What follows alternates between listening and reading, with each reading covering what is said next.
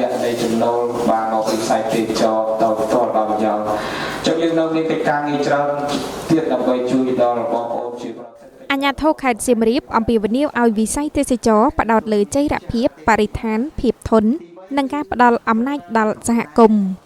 ថ្លែងក្នុងឱកាសប្រារព្ធទិវាទេសចរពិភពលោកឆ្នាំ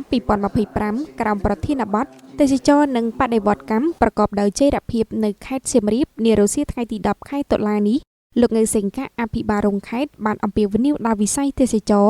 សូមធ្វើការផ្លាស់ប្ដូរជាប្រព័ន្ធដោយផ្ដោតលើចីរភាពបរិស្ថានភាពធន់និងបរិយាបន្នដើម្បីផលប្រយោជន៍យូរអង្វែងរបស់ប្រជាជនជំនាន់ក្រោយនិងការផ្ដល់អំណាចដល់សហគមន៍ជាជាងការស្វែងរកតែកំណើនសេដ្ឋកិច្ចតែមួយមុខ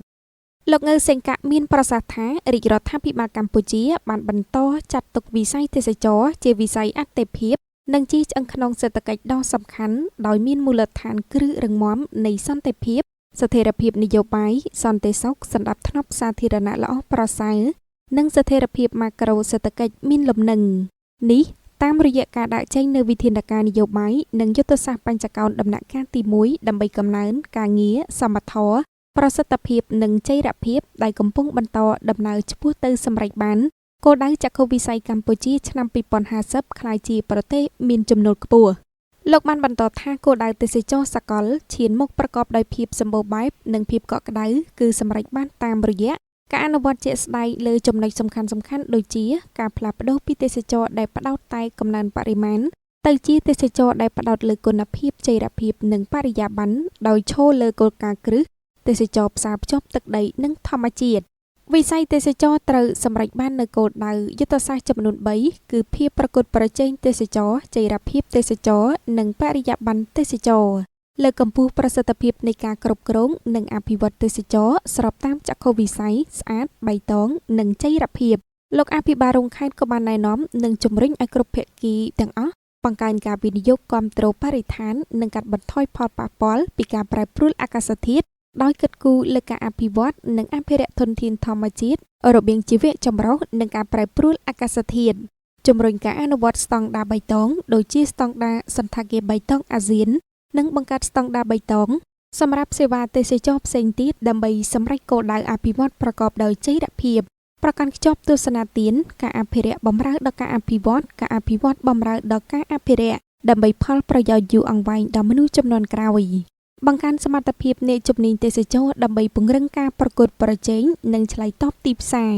កិត្តគូអំពីសមភាព Gender យុវជននិងសេដ្ឋកិច្ចក្រៅប្រព័ន្ធក្នុងវិស័យទេសចរដើម្បីរួមចំណែកដល់ការអភិវឌ្ឍប្រកបដោយចីរភាពបរិយាបន្ននិងភាពធន់នឹងវិបត្តិលោកងើសេងកាបានបញ្ជាក់ថាទេសចរគឺជាកម្លាំងដ៏ខ្លាំងក្លាក្នុងការផ្លាស់ប្ដូរវាបង្កើតការងារជំរុញសេដ្ឋកិច្ចមូលដ្ឋាននិងកសាងស្ពានភ្ជាប់ទំនាក់ទំនងរវាងវប្បធម៌នានាលោកបានអំពាវនាវថាចូលយើងរួមគ្នាប្រើប្រាស់ទេសចរជានាវាសម្រាប់កសាងភាពធន់មូលដ្ឋានគ្រឹះរឹងមាំចីរភាពនិងភាពធន់រួមនិងវឌ្ឍនភាពរួមហើយលើកកម្ពស់ភាពជាដៃគូរដ្ឋឯកជនប្រជាពលរដ្ឋដែលផ្ដល់ឱកាសដល់ប្រជាជនមូលដ្ឋានចូលរួមនិងទទួលបានផលប្រយោជន៍អតិបរមាពីការងារអភិវឌ្ឍបើតាមរបាយការណ៍របស់មន្ទីរទេសចរខេត្តសៀមរាបបានឲ្យដឹងថាក្នុងរយៈពេល9ខែឆ្នាំ2025នេះខេត្តសៀមរាបមានភ្ញៀវទេសចរសរុបចំនួនប្រមាណ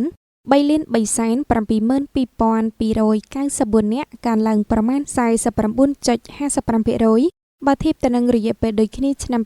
2024ចំនួន 2,255,749 នាក់ក្នុងនោះទេសចរបរទេសមានចំនួនប្រមាណ 75,269 នាក់កើនឡើង 0.77% បើធៀបនឹងរយៈពេលដូចគ្នាឆ្នាំ